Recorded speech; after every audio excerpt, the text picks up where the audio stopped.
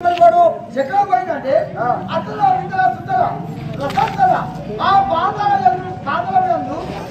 మీ భయాన్ని గెలిచి అక్కడ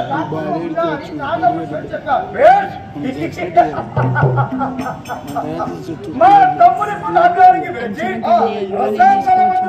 కుందమడుగులో గాలి పట్టి వాడు ఏ రూపం పడుకున్నాడు పది రూపము దాచాడు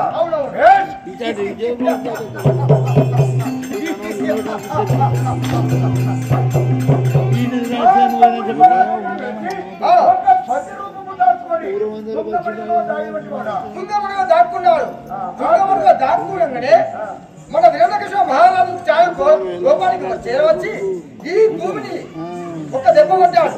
దెబ్బ కొట్టాక రెండు ఒక్కలు కాగానే ఆ భూమిని చాప లెక్క చుట్టుకుని చేరవెళ్ళాడు.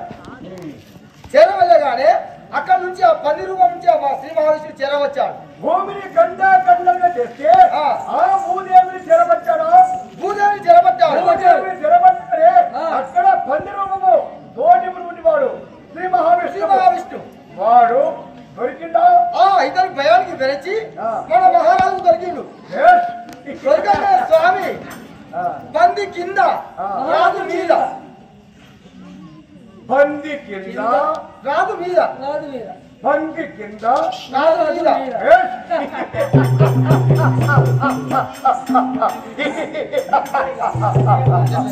బంది కింద త్వర మీద ఆ తర్వాత ఏం జరిగారా? ఆ తర్వాత ఏం చేయాలంటే చిన్నగా మెల్ల మహారాజు లేచి ఆ పందిరి కూతుడు లేచి చిన్నగా మెల్లగా లేచి ఆ పందిరి మన మహారాజు అట్టే కూర్చుండయ్యా. గుద్దంగానే ఆ పంది పారిపోయింది. మహారాజు వస్తున్నవేమి పందితోడి యుద్ధం చేసినవేమి ఒక్కడే కోటకు కొడితే మహారాజు గుద్దుతే అది పారిపోయింది. ఎక్కడ పారిపోయింది? ఆ తుంగలకు మళ్ళా పారిపోయింది.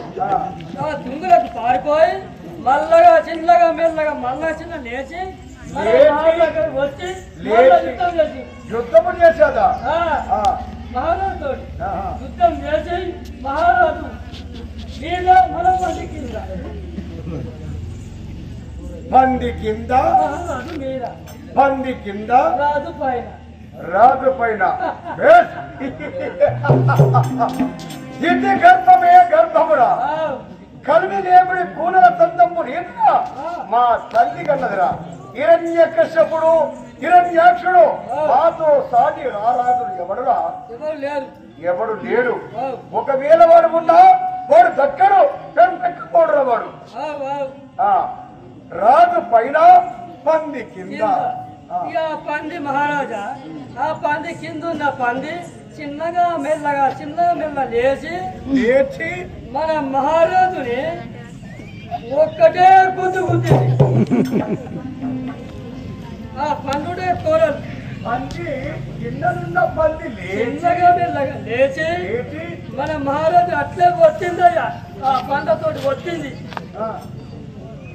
ఆ కోరలు దాన్ని మా మహారాజు అట్లే వదితే రెప్పలు కొట్టక ఊపిరి తొలపక అట్లే పడుకుడు. వాడు నా తమ్ముడు ఏమైనా అదేనయ్యా చెప్తున్నా. నా తమ్ముడు ఏమైనా నీ తమ్ముడు చచ్చిపోయాడు.